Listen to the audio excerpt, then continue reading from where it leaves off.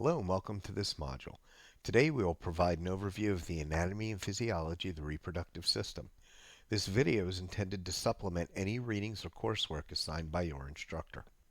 The objectives for this learning opportunity are to discuss the anatomy and physiology of the reproductive system, including the hormones, reproductive system structures, spermatogenesis and oogenesis, and the menstrual cycle. The human reproductive system plays a vital role in the perpetuation of the species and is comprised of organs and structures designed for the production and delivery of reproductive cells or gametes. In males, the primary functions of the reproductive system include the production of sperm cells within the testes and the introduction of mature sperm into the female reproductive tract during sexual intercourse. The functions of the female reproductive system include the production of eggs or ova, their periodic release during the menstrual cycle, and the provision of a suitable environment to receive the sperm and facilitate fertilization, implantation, and fetal development within the uterus.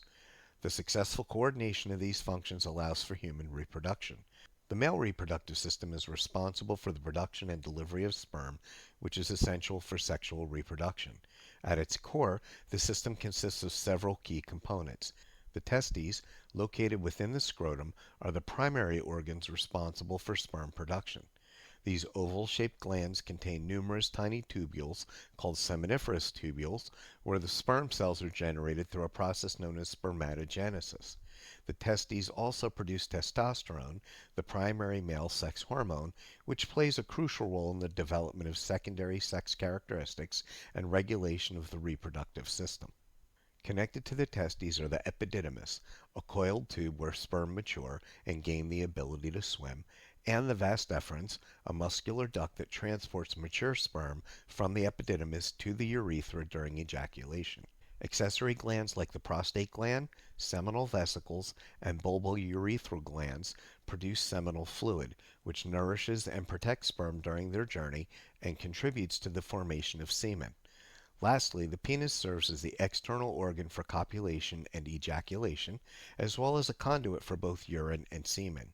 When sexually aroused, blood flow to the penis increases, causing it to become erect and facilitating the delivery of sperm into the female reproductive tract during intercourse.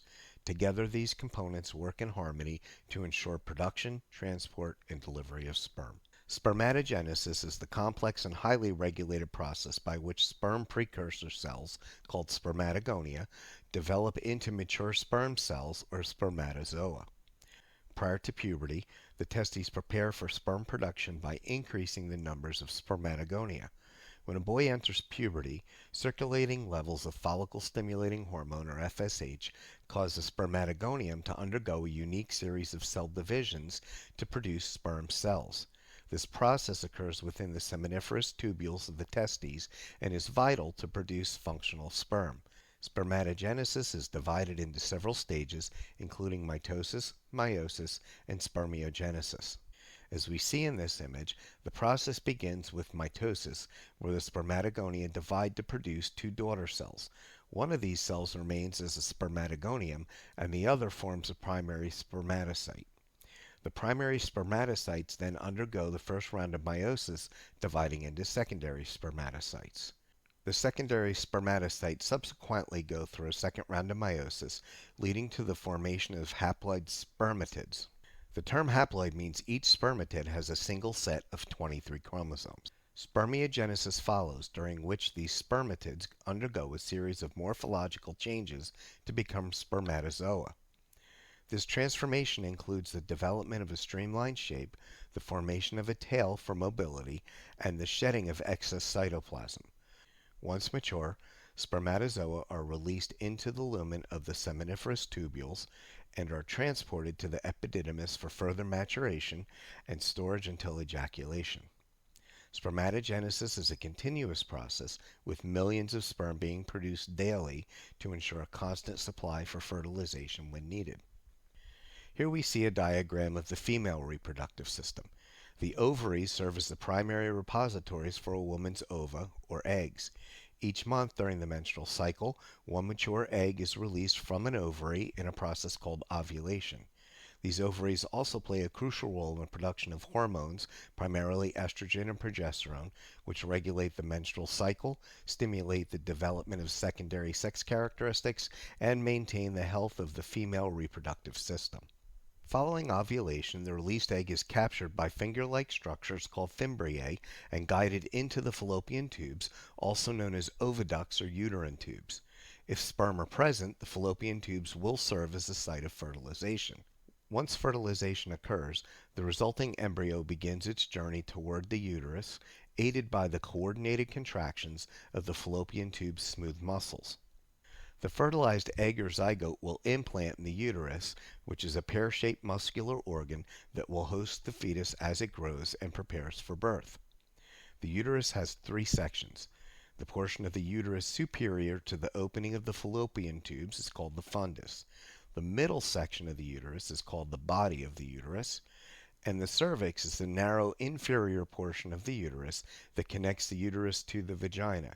The cervix acts as a barrier to infection and serves as a passageway for sperm to enter the uterus. If fertilization does not occur, the ovum will degrade and will be shed along with the uterine lining during menstruation. Finally, the vagina is a muscular canal that is approximately 10 centimeters in length and serves as the entrance to the reproductive tract.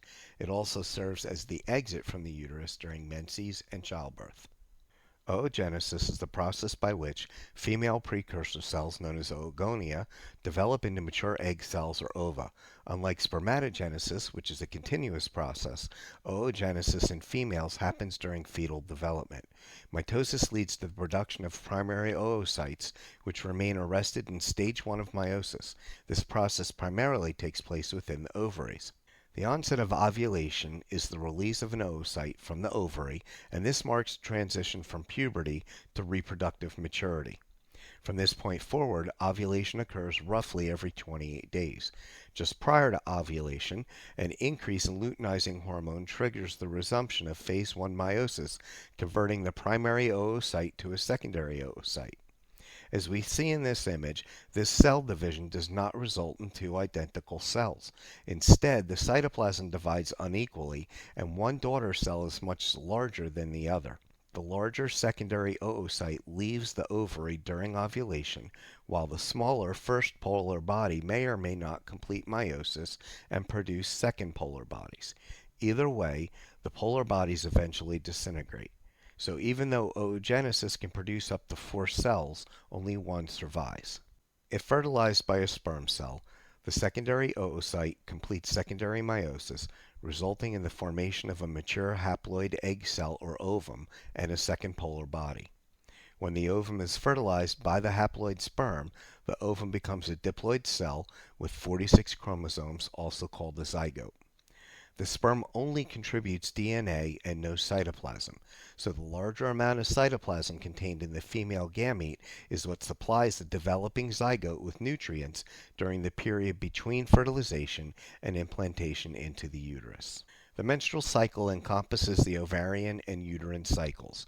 The ovarian cycle and uterine cycle are interconnected physiological processes that are essential for female reproductive health and fertility. The ovarian cycle describes changes that occur in the follicles of the ovary. The uterine cycle describes changes in the endometrial lining of the uterus. These cycles are tightly correlated and collectively govern the menstrual cycle, which typically lasts approximately 28 days. The ovarian cycle consists of two main phases, the follicular phase and the luteal phase. The follicular phase marks the beginning of the cycle and typically lasts about 2 weeks. During this phase, the anterior pituitary gland secretes follicle-stimulating hormone, which stimulates several ovarian follicles to start maturing. Among these follicles, one becomes dominant and continues to develop while the others degenerate.